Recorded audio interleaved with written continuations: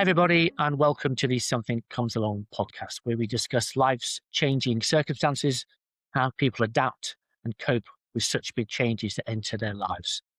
On this episode, we're going to be talking about adoption, which is something where my knowledge and awareness of is embarrassingly low, and like other episodes of podcasts we've done. But luckily, my two guests have awareness and knowledge which is very high, which is very helpful. So let me introduce them. I'm joined by Emily Frith, who is the Chief Executive of the charity Adoption UK. Hi, Emily. Good morning. Thank you so much for joining us.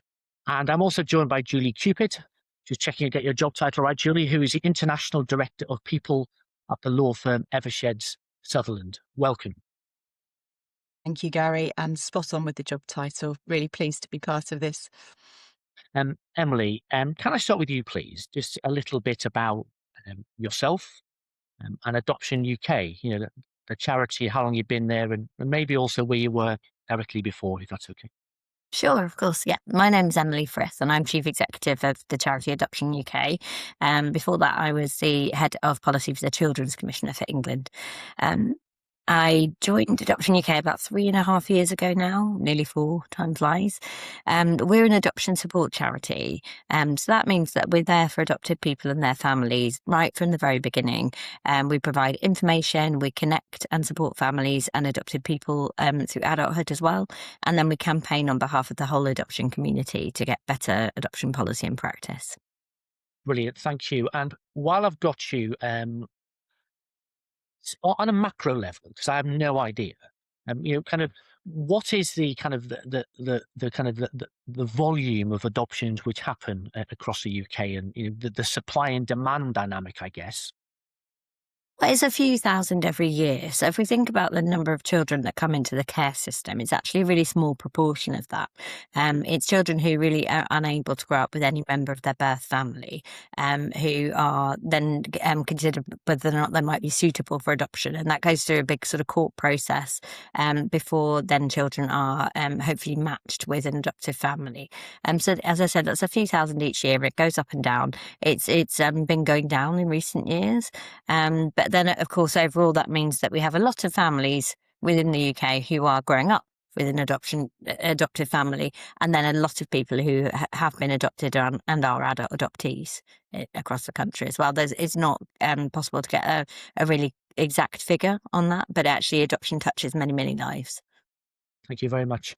And Julie, I mean, the whole idea of doing this podcast started with yourself. I was kind of aware of the background, and then you shared the story. But if you'd be kind enough, could you please explain sort of why you're on this podcast and what your link to adoption is?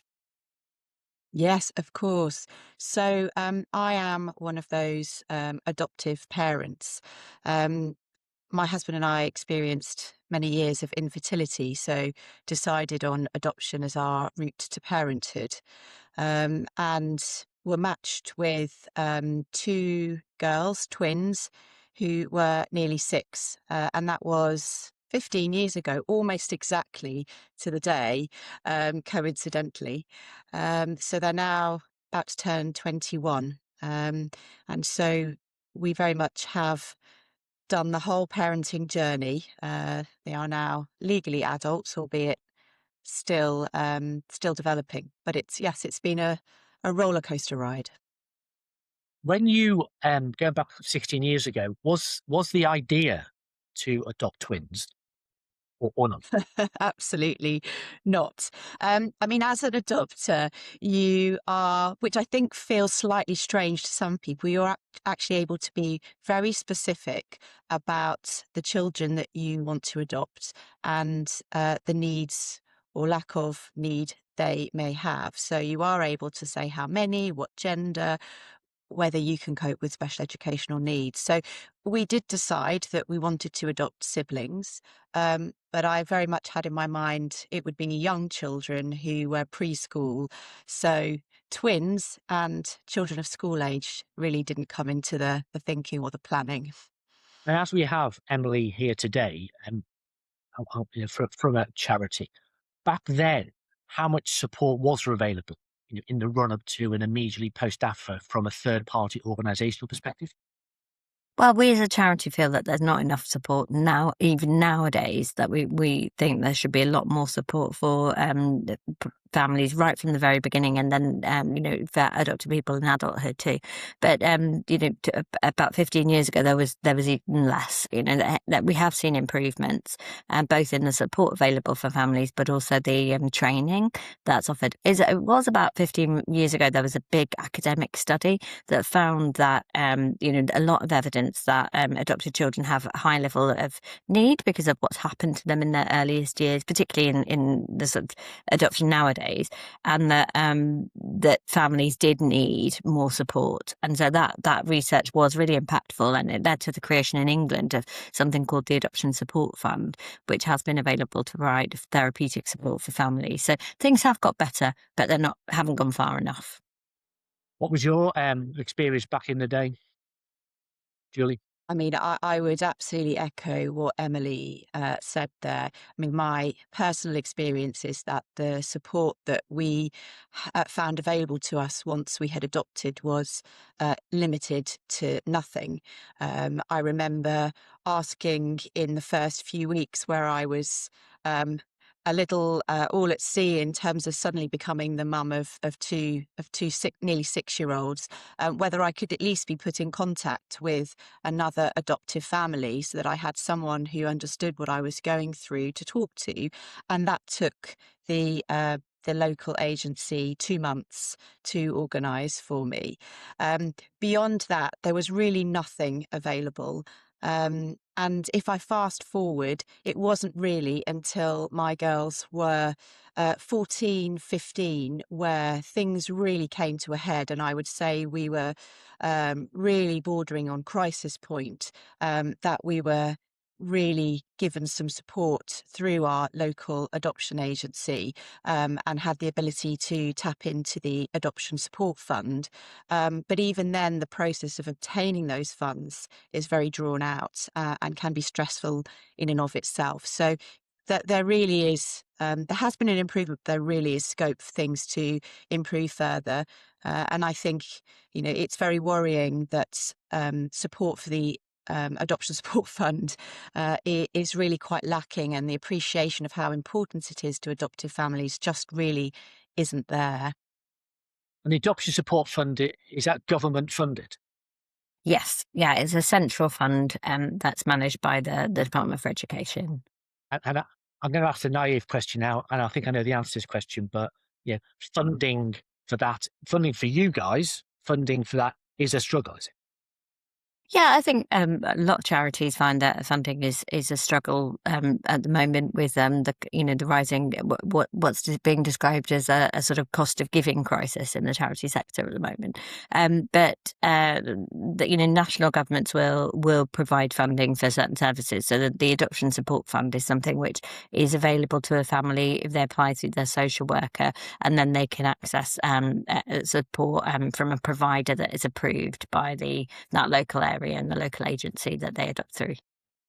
Julie, what were the biggest surprises to you in terms of challenges that you faced in those early years after adopting? Mm. You are given some training in understanding the difference between parenting a birth child and parenting an adopted child. I think that training has, as Emily mentioned, has improved in the time that I've been an adopter. But I think the big difference is that many adoptive children have experienced quite significant trauma in their lives. And that manifests itself in many different ways at many different times of their life. And as an adoptive parent, you are kind of left, it feels, to work through how to best support your child through that trauma. And often it doesn't come with a particular label that allows you to access any specialist support. So, for example, children who are diagnosed with some kind of neurodiverse condition, often that opens doors. Developmental trauma doesn't have the same ability to unlock anything.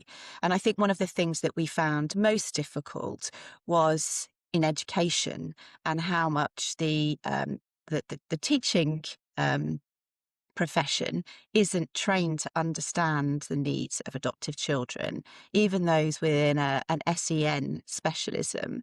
And so, as an adopter, you are often sort of fighting for understanding before you're even able to start talking about support. So it's that kind of constant battle that you feel that you're working through to really help people, to help you understand your child so that you can get their needs met. Ellie? I think it probably, I was reflecting that actually that's a real issue with wider society. But I think there's a lot of misunderstanding about adoption and that sort of sense of, oh, isn't adoption a really positive, happy ending for a child? And that's kind of very difficult, I think, for an adopted person and an adoptive family. That there's not that understanding that so much has happened to an adoptive person, even in their very, very earliest years. So, adopted people have just as much opportunity and ability to thrive as anyone else, unlimited potential, but they've had so many barriers in their way potentially before they're even born. So a lot of children who are growing up in the system nowadays may have had prenatal exposure to alcohol or drugs, stress or abuse. When they're born in their earliest years, the vast majority will have experienced severe abuse or neglect, which is why they're having to be removed from their birth family. Then you've got multiple moves in the care system, so potentially 3 or 4 different foster homes. When you're 2 or 3, you're adopted at the age of 4, 5 or 6. All of this has happened to you before you even form an adoptive parent, and then family, and then you're growing up adopted. And that potentially means being singled out as different, but people not understanding what you're going through, having to think about the fact that you have 2 families and not necessarily having all those answers about why you were adopted, or some of the questions you might have of, when did my birth mum lose her first tooth? When you lose your first tooth. So having all those gaps to deal with, and that's a lifelong impact. When adopted people have their first child, that can bring up loads for them in terms of thinking about when they were born, or when you go through the menopause even, or when you lose a parent later in life. Adoption keeps happening to you. And I think there's a real lack of understanding of those challenges for adopted people, and therefore the support isn't forthcoming. And there's a lot of challenges in things like school, or when you go and to access help through the health service, because people don't understand. I couldn't agree more. And that's been very much our experience. And obviously, as adopters, you try to do what you can to educate your family and friends initially, but the sort of wider community around you. I think if I reflect on our experience and the life of my girls, I think a lot of people would look at them and say, wow, weren't you privileged? You ended up with a loving mum and dad in a privileged family. You had loads of opportunity. Why are you finding life so hard? And I think that's been a challenge for them, because they don't know how to explain why life is hard for them. They shouldn't have to. And I think what happens on the other side, which is, I think, where the media has picked up on some sort of quite horrific stories, is that when the children struggle, and a lot of them do, I mean, any child has got a chance of struggling in their teens, but with adoptive children, it does seem to be a really difficult time. The first focus for the authorities, and immediately you may have contact with the police and social services if, for example, your child goes missing. The finger is very much pointed at, well, what are you doing as a parent? And you are held responsible for your child's behaviour, however good a parent you have been. And the sort of automatic assumption is that you're at fault because for some reason you haven't supported them in the right way. And that's what's really difficult, when you're doing your best for them. Julie, you sent me a link when we first talked about this podcast from the BBC website, which is relatively recently, on that subject. And it kind of shocked me, really, because I was just so unaware about, almost like parents at the school gate type thing, looking at you, as if you're a bad parent because your adopted child is they've done something. and a lack of understanding from both the children who are the peers of your children, and parents as to kind of the different backgrounds and experiences you're all facing. Very much, and it is very hard to know how to respond to people because, again, as an adoptive parent, you want to respect your child's story. So sometimes it is easy to just want to say to people, but you don't know what my child's been through, and if you understood this, then this might make more sense to you. But it's not always our place as parents to share that very sensitive story that our children should own. Which, I mean, again, you feel as a parent very judged. And that's something I personally really struggled with because, yeah, you feel like you are doing the best for your children.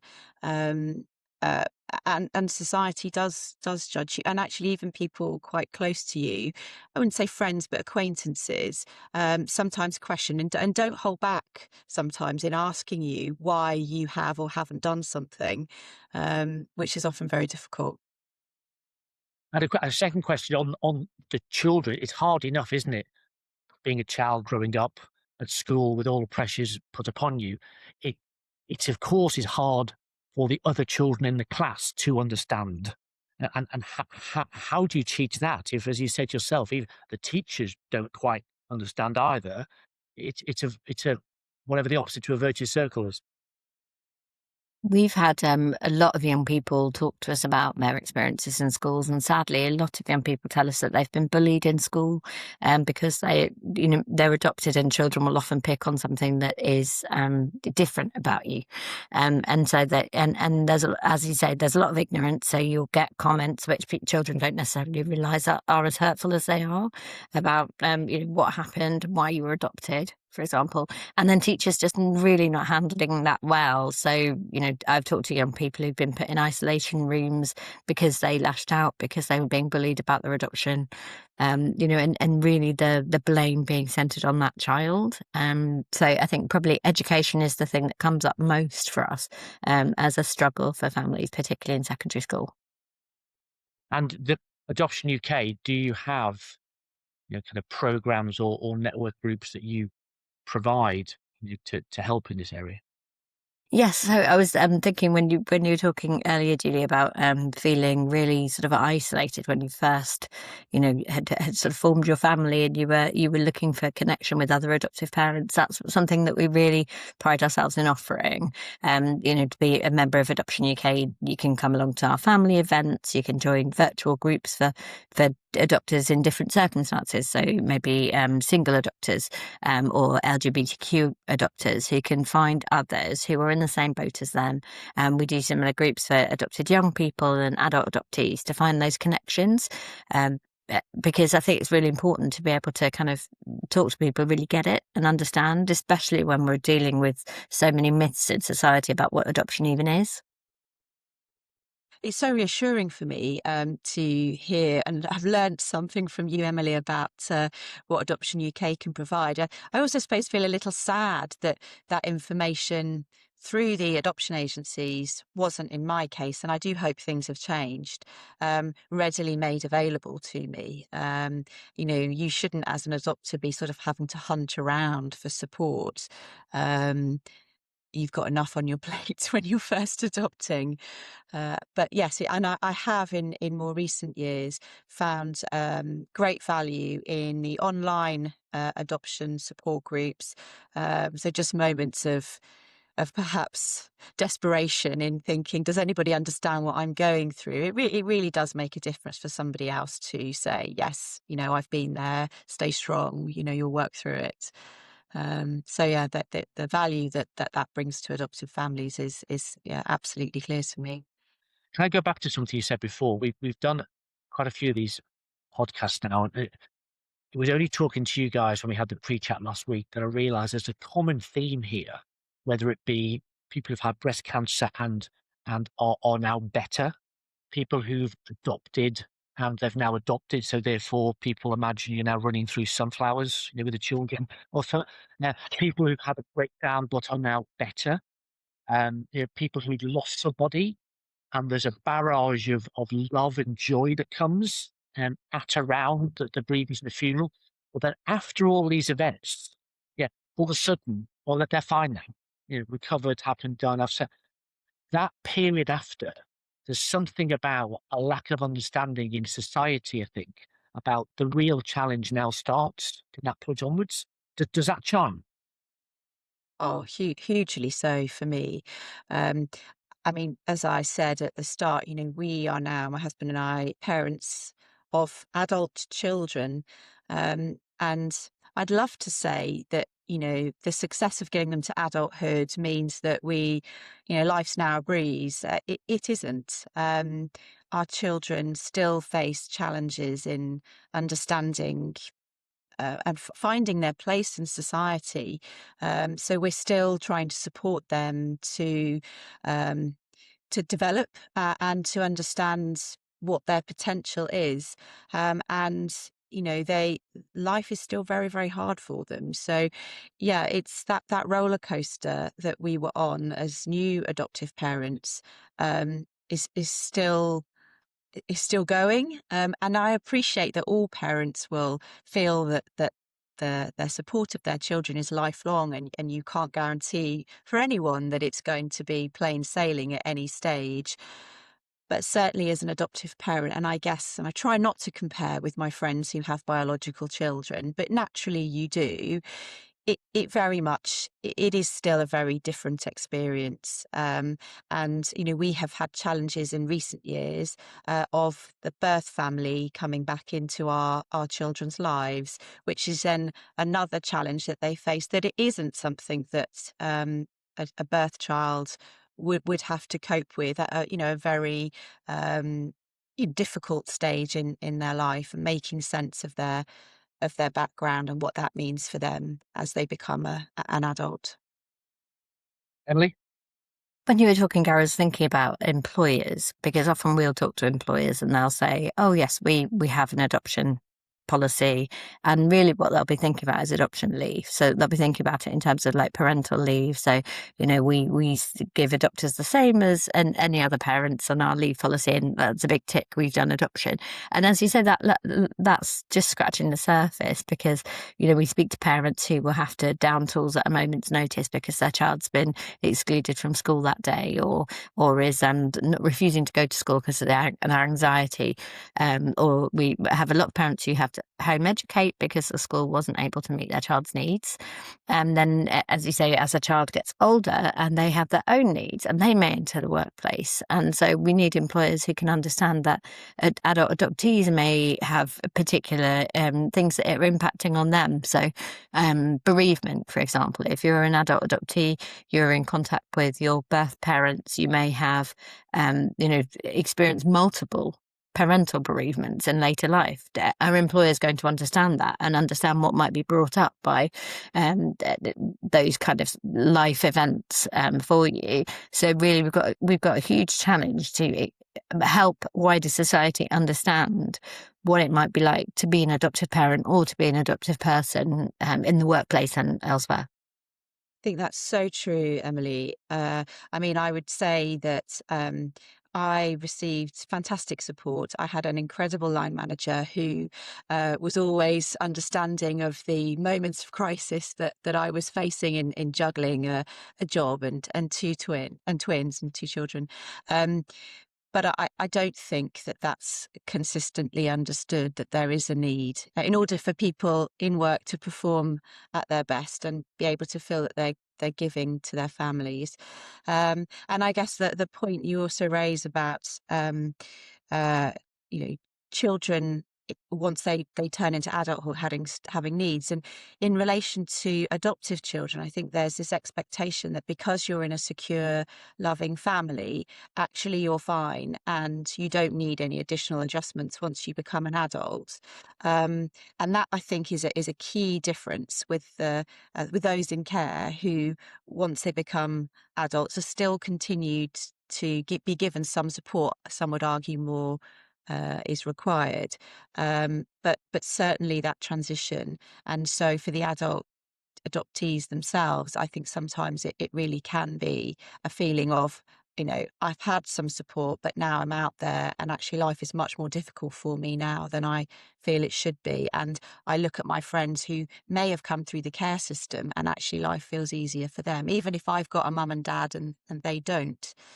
So yeah, it can be very difficult for them. Emily, how did you get involved in working children adoption in the first place?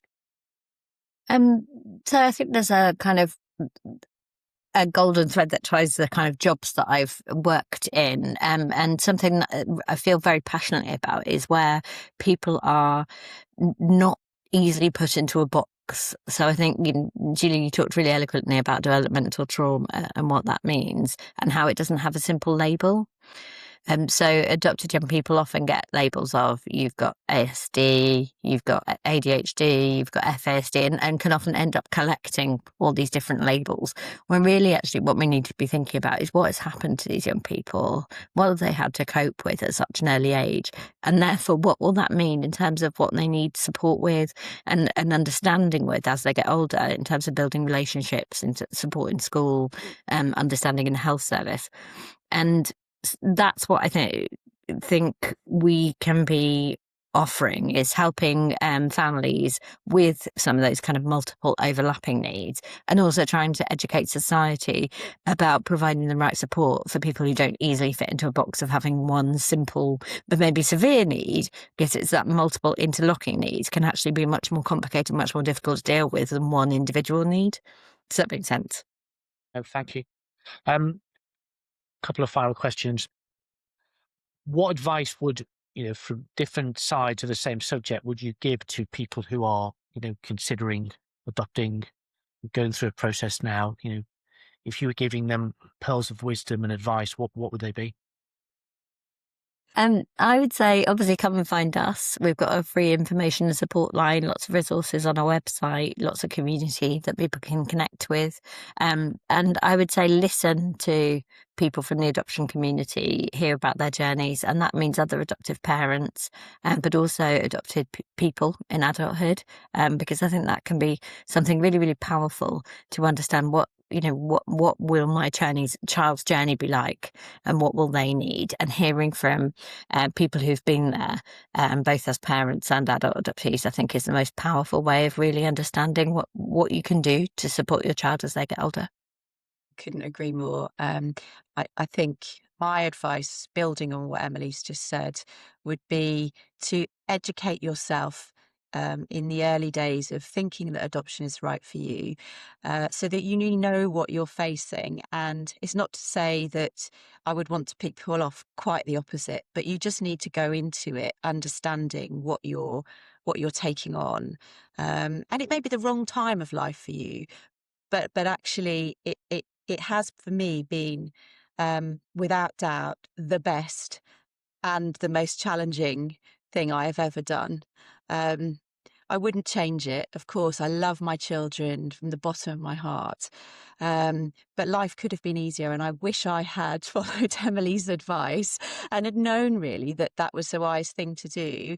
I'm trying to do my bit now to help others. And I suppose I would say to those people, ask around, because there are an awful lot of adopted families. You'll probably find adopters who are just like you, who are actually very willing to talk to you openly about the experiences they've had. I found people have found me through others.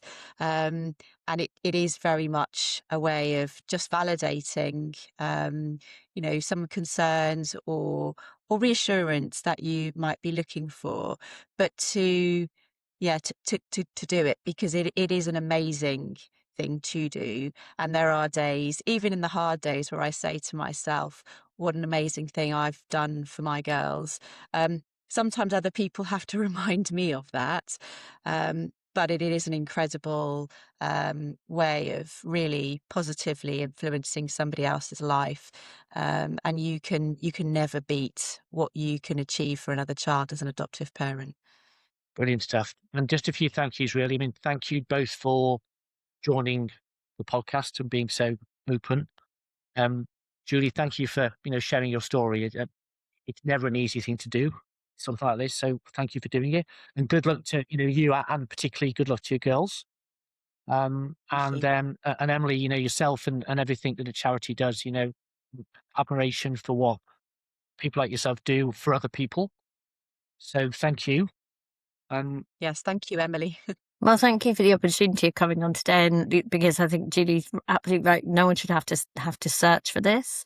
It should be, really readily available for everybody.